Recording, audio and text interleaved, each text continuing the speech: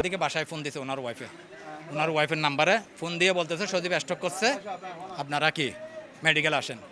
এটা এই নাম্বারটা কেটে দিয়েছে। আরেকটা নাম্বার থেকে ফোন দিছে, সজীব জেলখানায় গোসল করতে গেছে, গোসল করতে যাওয়ার পরে ওখানে আরেকটা আসামি সহ কি গোসল করতে গেছে, ওনার গায়ে পানি পড়ছে, ওনার সাথে বার্কেটিং হয়েছে, ওনাকে ধাক্কা দিছে। ধাক্কা দেওয়ার পরে ওনার মাথা ফাটি গেছে। মাথা ফাটি দেওয়ার পরে ওনাকে মেডিকেল নিয়ে আসছে আসামিটাকে। এখন সজীবের সাথে কথা বলছে, সজীব বলতেছে যে এই আমাকে অন্য জেলখানা পাঠাইয়েন না, আমাকে মারিয়েন না, এই আমি কি করার আছে এটা আমি করব। তারপর এখন অন্য ওয়ার্ডার দিয়ে দেন। এখন উনি বলতেছে ও এখন কি অন্য ওয়ার্ডার আছে, আপনি তাড়াতাড়ি 20,000 টাকা নিয়ে আসেন, না হলে ওরা অন্য জেলে মারবো, না হলে অন্য জেলখানায় কি ওরা ফাটা দেবো। এটা বলে ফোনটা কেটে দিছে। তো আমি বলতেছি না, আপনি ফোন কাটিয়েন না, টাকা নিয়ে আসতেছে, আপনি সজীবকে দেন, সজীবের সাথে আমি কথা বলতেছি।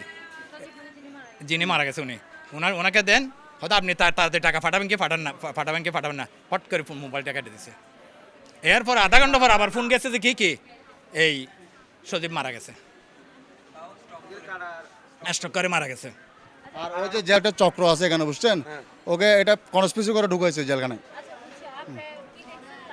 আমি লাশের এখানে দেখতেছি দাগ, বুঝছেন, হাতের এখানে দাগ আছে, তারপর কানের গোড়াতে দাগ আছে, বুঝছেন, পায়ের তালুতে দাগ আছে। হ্যাঁ, জেল কাস্টডিতে কিন্তু এরকম মারধর করে।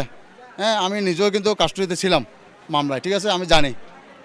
হ্যাঁ, এখন আমার এটা দেখতে হচ্ছে যে এটাকে আসলে কি এইভাবে স্বাভাবিকভাবে মরতে হয়েছে নাকি কোন ডাক্তার এখন তো কোনো কথাই বলতেছে না, কোনো লোকে পাচ্ছে না এখানে।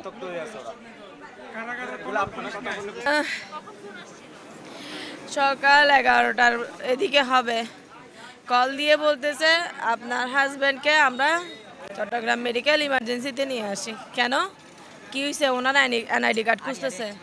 তো হচ্ছে এনআইডি কার্ড করতে গিয়ে আনতে, এনআইডি কার্ড কিসের জন্য আগে সেটা বলেন।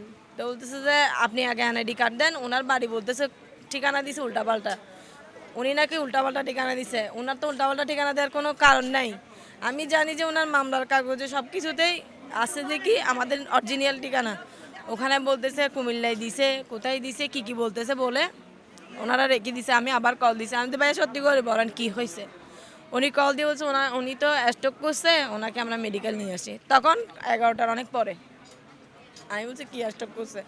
আবার ওখান থেকে কিছুক্ষণ পরে লোক একটা কল দিয়ে বলতেছে আমি এরকম একটা পুলিশের নাম্বার নিছি, আপনার হাজব্যান্ড দিছে, বলতেছে ওনাকে নাকি ওখানে অনেক মারামারি হয়েছে, ওনাকে ডান্ডা বেরি ফরাই ওনাকে কোথায় নিয়ে যাচ্ছে জানি না। তাই কেন ওনাকে কেন মারবে? বলছে এখানে গোসলখানায় নাকি মারামারি করছে, দুইজনে সামান্য পানি পড়ছে এটা নিয়ে। অতএব ওখান থেকে মারামারি করার পরে ওকে নাকি অতিরিক্ত মারছে সিপাহীরা। এখন কেন মারছে আমি জানি না, সামান্য পানির জন্য কে আমার স্বামীকে মেরে ফেলবে ওরা।